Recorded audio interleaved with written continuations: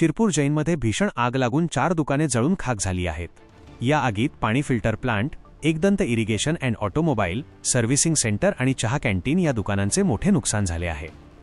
घटनेची माहिती मिळताच रिसोड, मालेगाव आणि वाशिम येथील अग्निशमन दलाच्या गाड्या तातडीने घटनास्थळी दाखल झाल्या।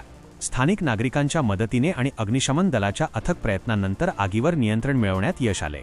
या घटनेत शिरपूर पोलीस स्टेशनच्या ठाणेदार भारद्वाज मॅडम यांनी स्वतः घटनास्थळी उपस्थित राहून धाडसी भूमिका बजावली। त्यांनी स्वतः हातात पाण्याची बादली आणि पाईप घेऊन आग विझवण्याचा प्रयत्न केला, ज्याबद्दल नागरिकांमधून त्यांचे कौतुक होत आहे।